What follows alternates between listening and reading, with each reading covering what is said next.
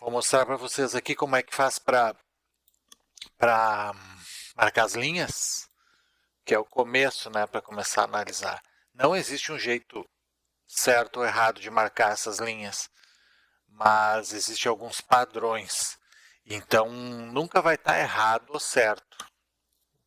Inclusive, tem gente que não faz desenho nenhum e só analisa o movimento do preço. Mas uma maneira é a seguinte, então a gente seleciona aqui a ferramenta de linhas, né? E na base da forma que o preço vem desenhando, eu costumo fazer assim, eu marco a extensão dos pavios, tá? Então a gente pode tentar achar algum tipo de alinhamento entre a ponta dos pavios, ó. Então aqui eu escolhi, geralmente os mais baixos, né? Não adianta pegar intermediários. Então aqui, por exemplo, eu fiz uma linha, ponta dos pavios. Depois eu vou explicar por que existe uma variação nesse sentido. Tem gente que marcaria a ponta das velas, né? E não dos pavios, ó.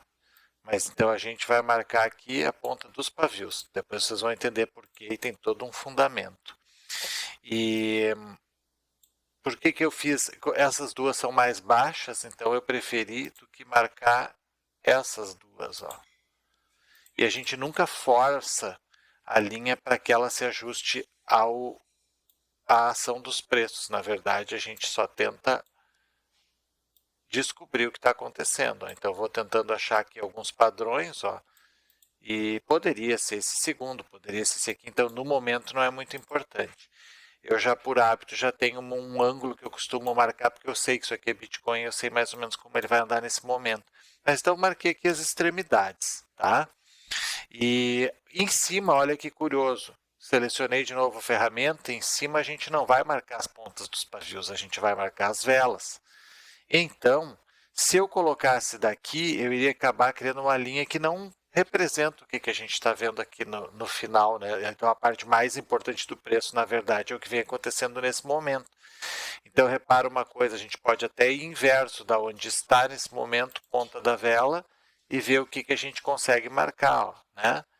Então, como esse preço aqui ainda está se formando, eu vou desconsiderar.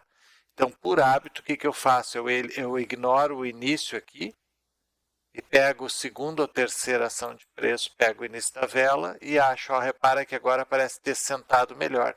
E eu poderia concluir o meu desenho mais ou menos nessa altura, mas eu sei que eu vou estar curioso de saber o que vai acontecer daqui a 1 hora, 2, então eu estendo bastante para esse lado. Ó. Então o que nós temos agora? Tocando na vela, tocando o máximo de velas, sem jamais cortar uma das velas. Então a regra aqui nessa linha é tocar as pontas das velas, o máximo de velas possível, sem nunca cortar uma vela ao meio. Mas reparem que eu estou ignorando os pavios, que até aqui não tem muito. Ó. E então embaixo pontas de pavios, em cima pontas de vela, cortando o máximo de pavios e o mínimo, nunca cortando as velas em si. Embaixo, ponta. Né? Vamos agora estender, então, para tentar conectar as duas, sem forçar. Ó. Se por acaso eu precisar, eu ajusto a anterior, mas não força as linhas. Agora nós criamos um padrão, certo? Se a gente olhar o movimento de preços que ocorreu, a gente vê que aqui existe um mastro e uma bandeira, né? Então isso aqui já pode ser interpretado como um padrão da ação de preços e que pode indicar então uma tendência para cima ou para baixo, né? Depende da inclinação desse padrão.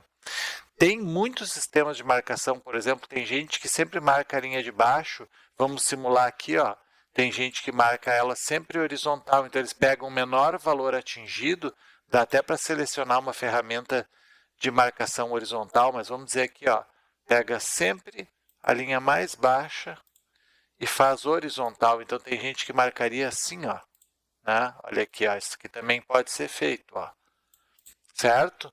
Claro que não tem por que estender até aqui, poderia vir a partir daqui. Eu acho um pouco estranho, mas dá para marcar dessa forma. Isso aqui também indica uma tendência, um percentual para cima ou para baixo.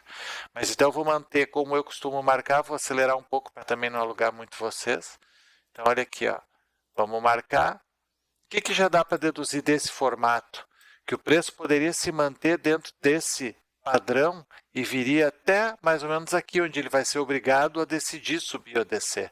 Então a gente sabe aqui na base, aqui embaixo, ó, a gente já sabe que ele pretende vir até o dia 30 de março, às 9h45 da manhã, a gente poderia contar que o preço fosse se manter dentro desse padrão.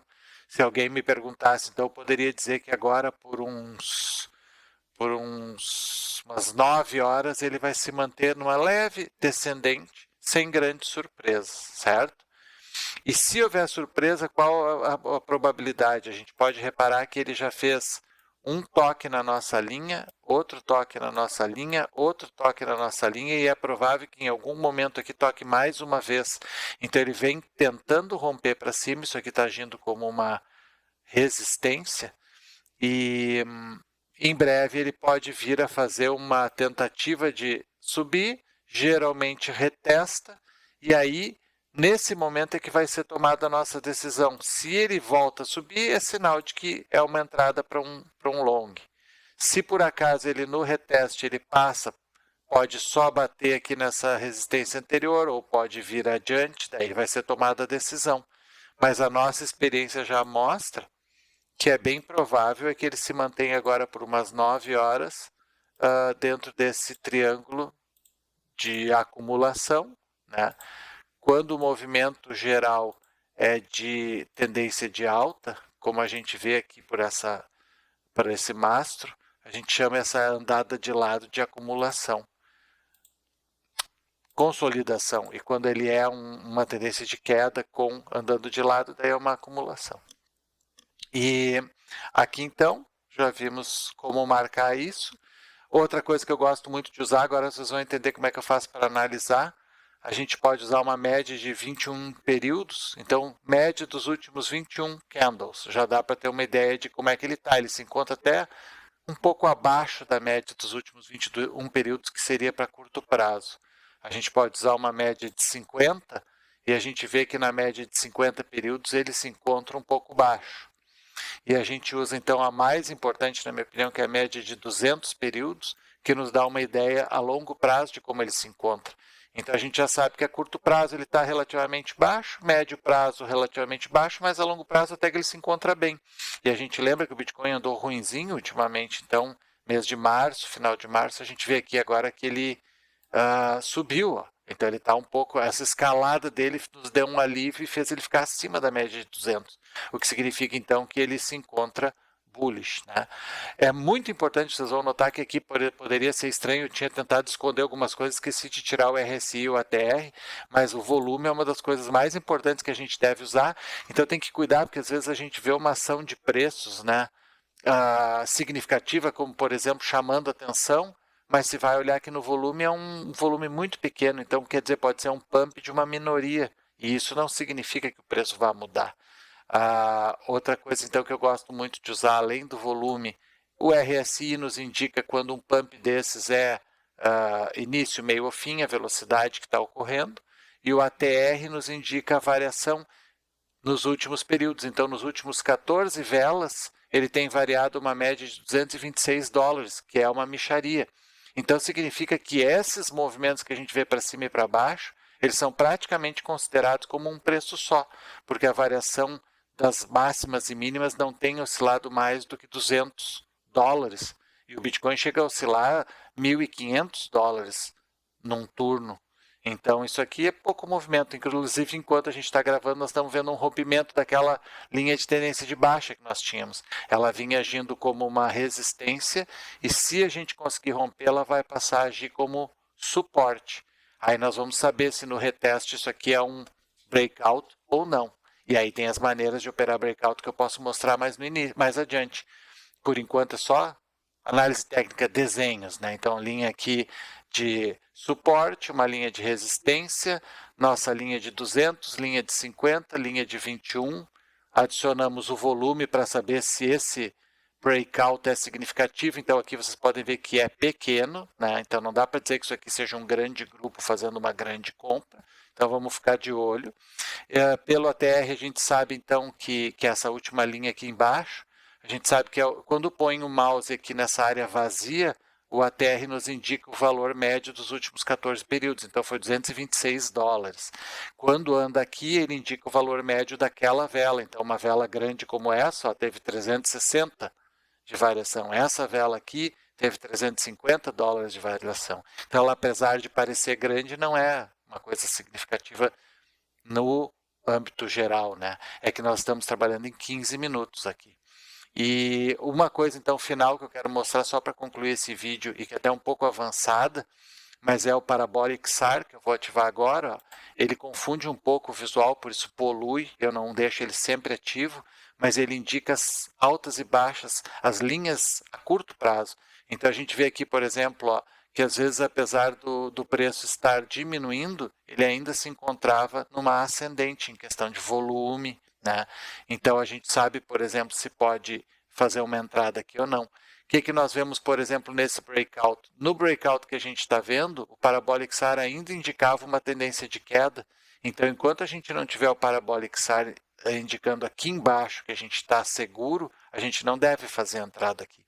Então, por que eu não faria uma entrada nesse breakout agora? A gente ainda não tem pontos do Parabolic SAR aqui embaixo. Ó.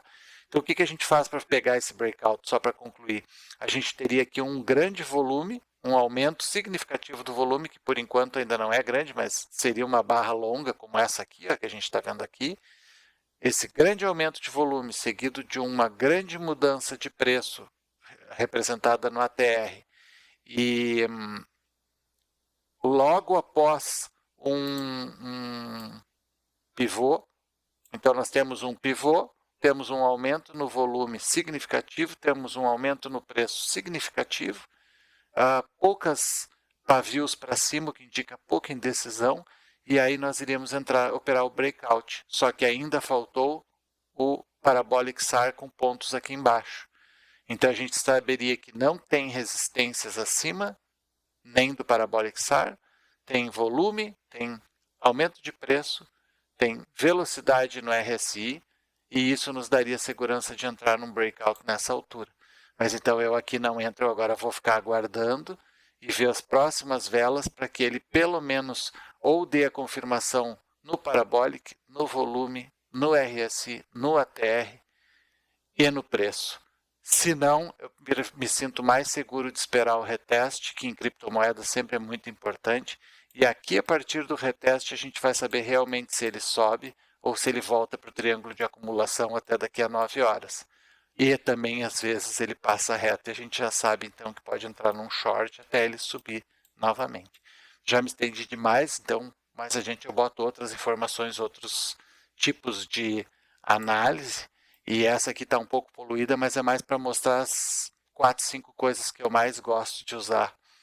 Depois eu mostro os indicadores do TradingView que são mais complexos e que dão umas dicas diferentes. A few moments later. Faltou explicar por que embaixo marca na ponta dos pavios, e é porque isso aqui geralmente é o mercado buscando os nossos stops. Então, se a gente faz o padrão de marcar as velas e não marcar os pavios, quando a gente colocar o nosso stop em algum ponto, por exemplo, vou dar um exemplo como se fosse colocar um stop aqui assim, ó, onde o SAR está começando a indicar, lembram que eu falei do pontinho do SAR, ele tá, mesmo com o preço caindo, o SAR está embaixo, o que indica a possibilidade de compra nesse momento.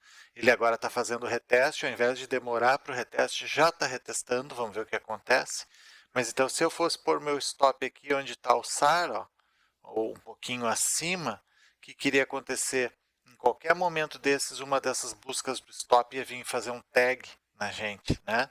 Então, qual o segredo que... Vamos dizer que eu pus meu stop aqui, ó, né? Então, qual o segredo? Ó, se a gente está traçando a nossa resistência, nossa LTB aqui embaixo, ó, nosso stop ficou dentro do price action, tá vendo? Até dentro daquelas 9 horas. Então, já meu stop eu colocaria por aqui, se eu não quisesse ser pego nas próximas 9 horas. E é por isso que a gente marca a LTB de baixo, a linha de baixo, na ponta dos pavios e não na base dos candles. Vamos observar isso ali agora e vamos ver o que acontece. Continuando agora, nós vimos que então ele tentou fazer o breakout, fez o reteste, A linha que antes era uma resistência não serviu como suporte e ele voltou para dentro do triângulo.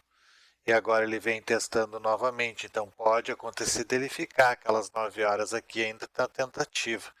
E pode ser que ele faça um breakout, né? Então vamos observar. Então eu evito também corrigir a linha para cá, porque senão eu ignoro que houve essa tentativa. Então vamos, como já fez um evento técnico, outro, agora mais um aqui, vamos respeitar, mantendo essa linha e observando o que ele pretende. Ele vai tentar fazer uma nova tentativa de breakout.